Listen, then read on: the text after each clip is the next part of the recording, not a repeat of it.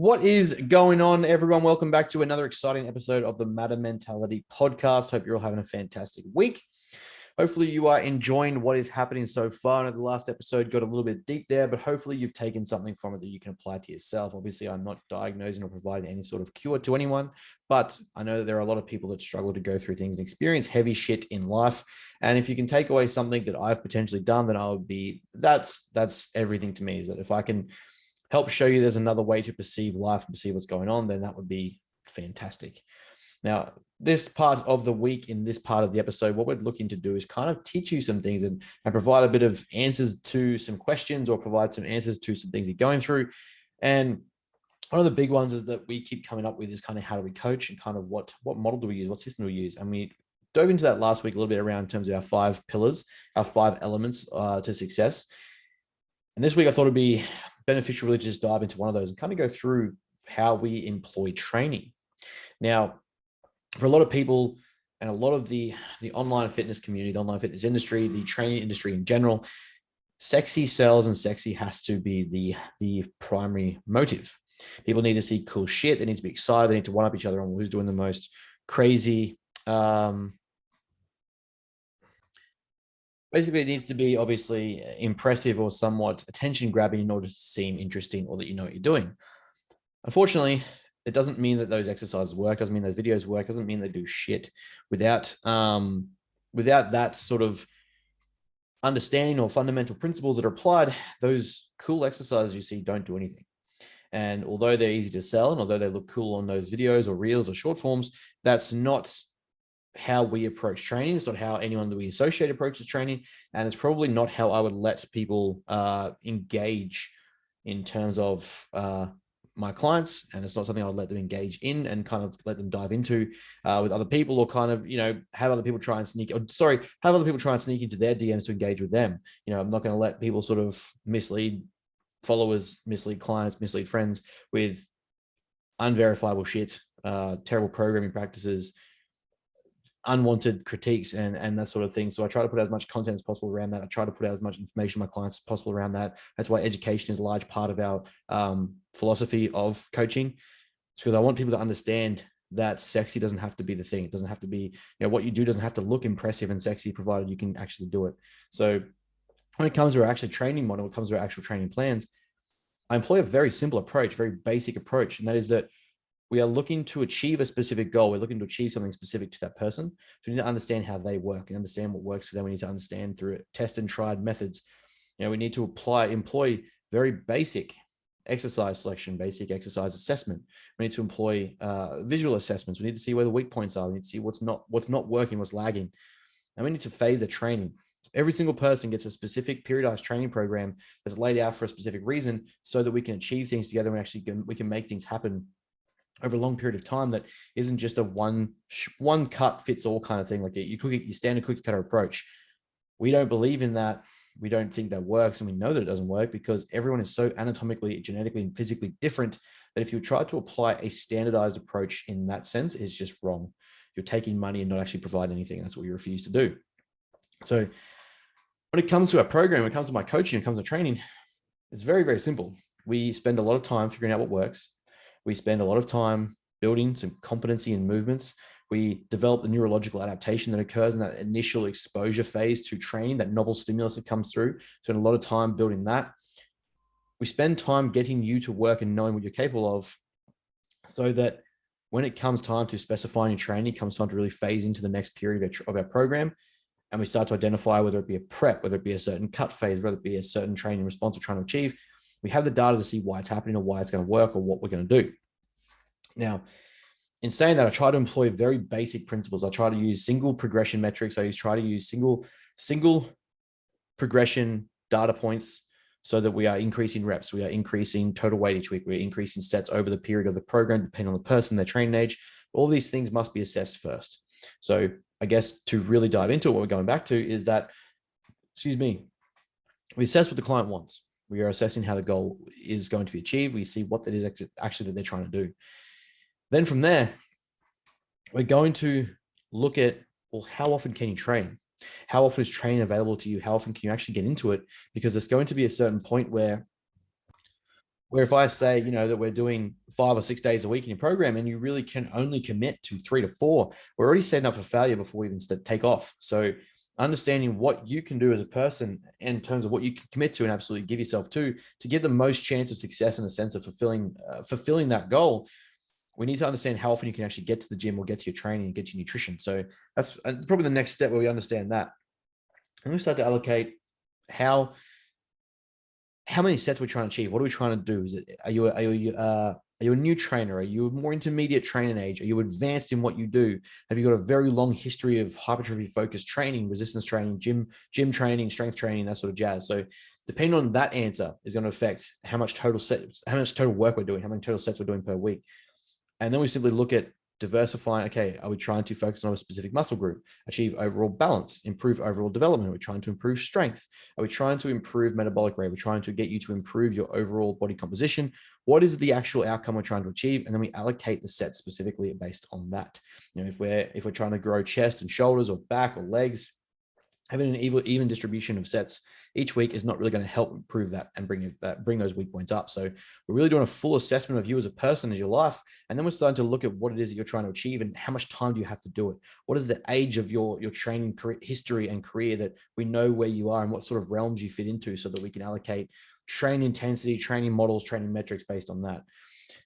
For me, I don't like to go into advanced concepts as fast as possible. I know a lot of people try to bring in cool bands and intensifiers and blood flow restrictions and all these sort of like cool pump movements. But when we really look at the basics of mechanical tension, which is basically time under the load and how well we are controlling that load, we want to really keep it simple. We want to make it basic. It doesn't need to be complex, doesn't need to be overly developed, overly done. The program doesn't need to be overly written. We're just looking to keep it basic for a specific reason and make sure that we are controlling that basic first.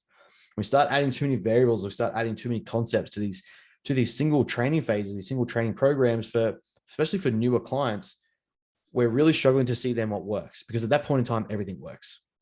When someone is new to training, they have a novel stimulus.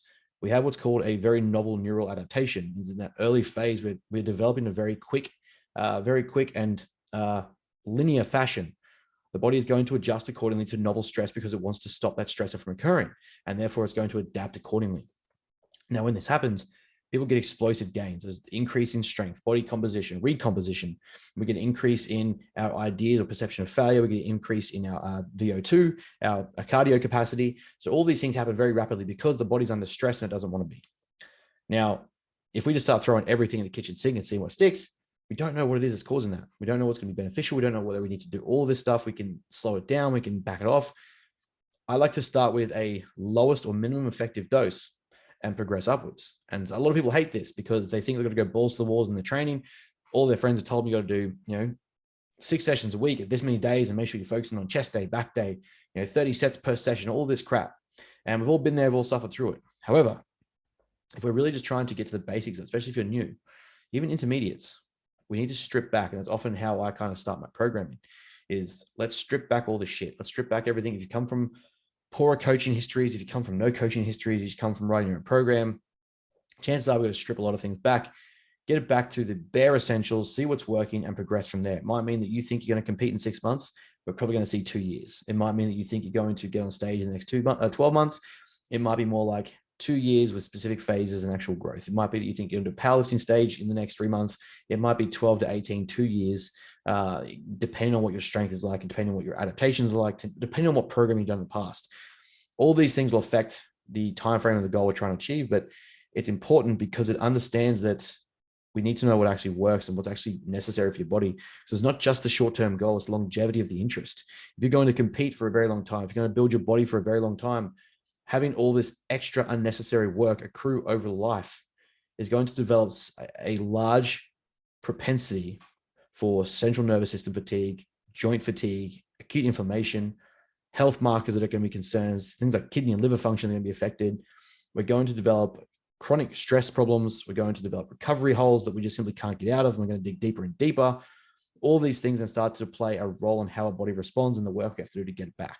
So it's not just that we're stripping back to make you wait longer or make you suffer or you don't get to do what you want. It's because we can have a better way to achieve that outcome. It's just going to take a bit more time, because we need to know or strip back everything you've been doing and see what is actually making you grow, what's actually making you progress and improve. And with those basic models, we're able to see then when it gets to the advanced stuff, if it's necessary. Can we grow on less? Can we train on less? Can we just improve simple metrics like your technique, your range of motion, your standard form? Can we improve rep cadence, rep speed? All of these things are going to have a great great effect on your ability to grow and adapt and generate muscle. So getting these right early, especially in your training career, getting them right early is going to be the most beneficial thing we can do, because it means you progress in such a great way. You have though there's going to be highs and lows, up and downs, there's going to be degrees of progression that I wish I had in my starting training career that just simply wasn't around at that point. We weren't worried about those things. We're more focused on just simply getting the reps in at training, getting the reps in on the footy field, all that sort of jazz. So having this data now, having this information would have changed my entire training career and life. And I would have been a lot more focused bodybuilder years before. And unfortunately, that isn't the case anymore. It wasn't the case, but it is the case now. So, it's why I'm writing the course that I'm writing, so that people can take what I've learned. And that's from a lot of people. I've learned from a lot of people in this time. Take what we know in a simplified and direct manner and be able to apply it to themselves and save 5, 10, 15 years of mistakes, errors, overtraining, undertraining, under focus, poor periodization, poor body composition progressions, like all these things that we've been through, that I've been through, and help you implement in your own life as fast as possible so that you can start to get specific results a lot sooner than it took me. And that's kind of how we program, kind of how we train, is that entire aspect is, let's not spend 20 years throwing everything in the kitchen sink, see what sticks. Let's strip it all back, get in there early, dig deep, see what's working, see what isn't, get rid of the shit that isn't, undo it all, and build from the basics up. So when you build a great foundation, you then have the support level at the base to continue to push your physique as hard as you can, push your body, push your life. And I find that in most realms of most fields of life, not just your training, if you build a great foundation and early interest and early structure, you're going to reap the rewards of that down the track. So that's kind of a little bit how we program and train our clients. Myself, I don't even do much more complicated than that for myself at this stage of my bodybuilding career in my training preps, because it isn't necessary. We can get to a point where advanced metrics are cool, and there'll be a point where my sheer muscle volume is so large that I perhaps need to have those tweaked advanced training concepts. But for now, having the results I'm getting, and I've stripped my own stuff back several times now, is much more rewarding than it needs to be. Sorry, a lot more rewarding than it is exciting. However, that excitement comes from the fact that you're growing. Though the training systems aren't as exciting as people try to make them out to be, with all their cool supersets, drop sets, intensifiers, overtraining, run the racks, down this pyramid, it gets exciting because you get results, you get to go home. You're in and out of the gym, you're eating, you're training, recovering, everything is in place. It's simple, it's effective, it's efficient. When it becomes more than that, it generally just becomes overclustered, becomes a clusterfuck, and you don't need to do it. So it's a little bit why we train and program the way we do. And we'll expand a lot more on these concepts like mechanical tension, hypertrophy, and things like that in times to come. So a lot more educational points at this episode of the week. We're really looking to try and expand education for you guys, so that when you are listening, it's just easy listening. It's easy to take in notes. It's easy to take something on board, and you're getting free information. So, we have nothing to take away from that. We just want to give you as much as we can. So that's all for this episode, guys. That's all for this point of the week. We appreciate you stopping by and listening. Thank you for your time. If you have any questions or any issues, please flick us a message. Don't forget the coaching is still available. The macro course is live, and our sleep quiz is going as well. So if you are looking for those things, please find the link in our bio on Instagram. My handle is Matta_Athletica, and my personal is Ben_Mayfield Smith_ as well. So find both of those, flick us a message, let us know if you have any questions, or find those links in our link tree. Have a great week, guys, and we'll chat to you again soon.